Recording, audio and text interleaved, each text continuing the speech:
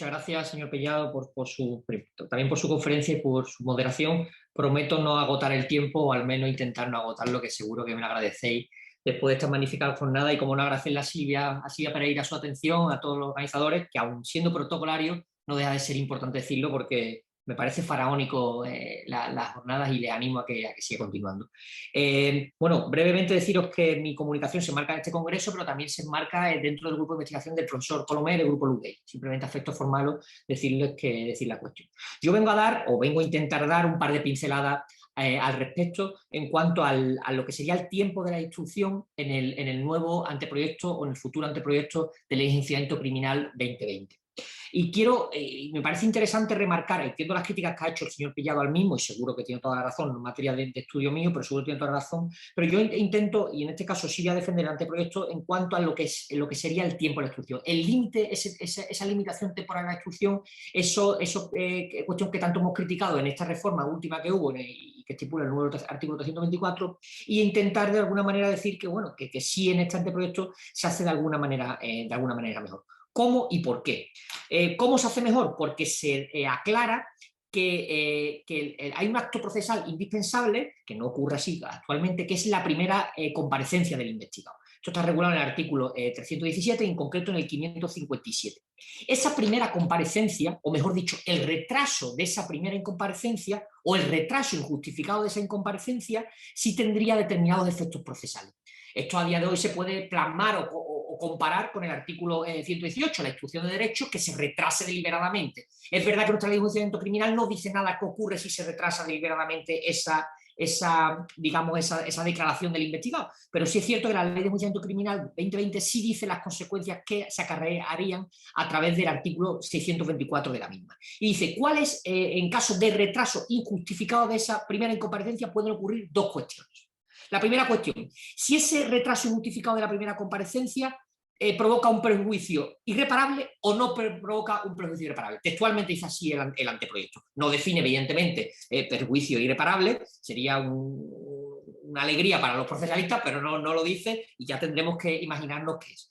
Bueno, si se produce en ese retraso injustificado de la primera comparecencia con un perjuicio irreparable, ¿qué consecuencia procesal tendría? El sobreseimiento.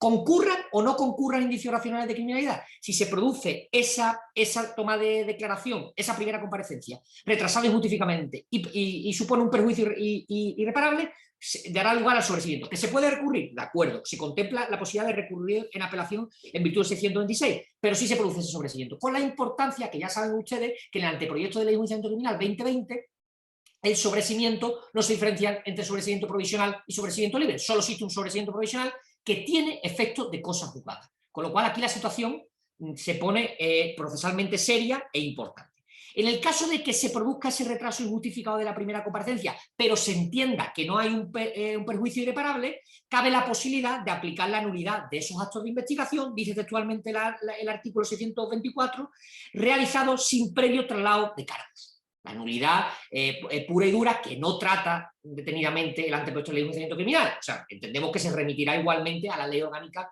del Poder Judicial como viene haciendo nuestra ley de enjuiciamiento criminal. ¿Es importante esta cuestión de la nulidad de los actos de investigación? Sí, es muy importante. ¿Por qué? Porque a su vez el propio artículo dice que esos actos de investigación expirados, desde el punto de vista de la primera comparecencia, no podrán ser propuestos como prueba.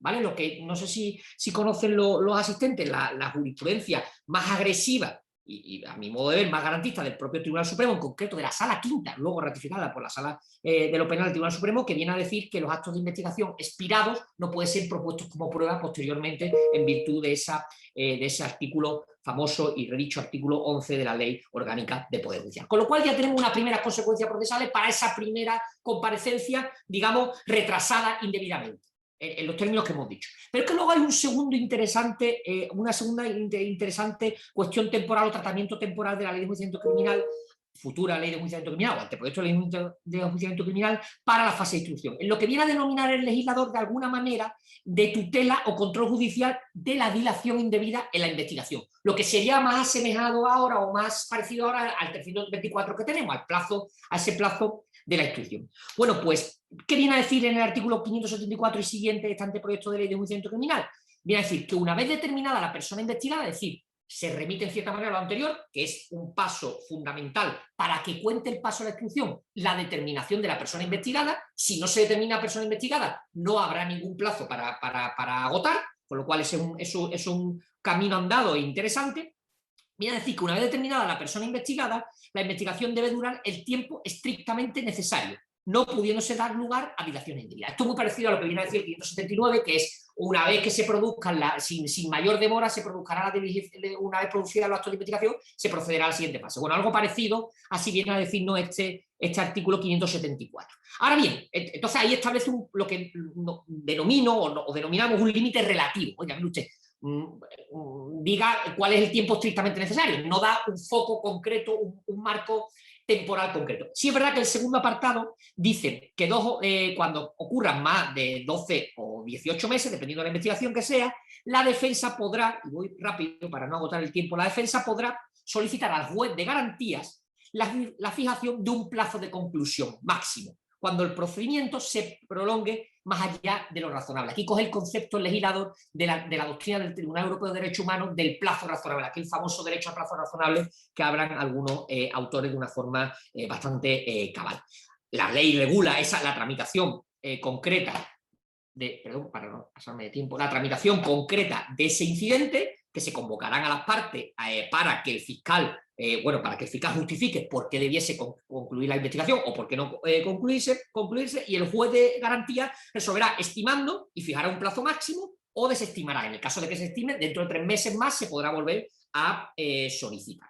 Claro, lo interesante que es, y con esto cerramos el círculo, lo interesante es que el propio anteproyecto de ley 2020, yo creo que de una forma aceptable, garantista, pudiese considerarse que muy garantista, no les digo que no, pero de una forma garantista, en el artículo 577 prevé que si se fija el plazo máximo anterior, las dilaciones acordadas con posterioridad a su expiración serán nulas, con lo cual aquí tenemos una tercera consecuencia procesal al paso del tiempo por la instrucción. El concepto de nulidad que hablamos aquí es el mismo concepto de nulidad que podemos tener a día de hoy, tan difuso y tan claro como el que podemos tener a día de hoy. Cuando dice nula suponemos que el efecto procesal, pero suponemos que afectará algún derecho fundamental para considerar que se le aplique la expulsión de la misma, porque en el fondo lo que se hace es expulsar de la causa estas diligencias de instrucción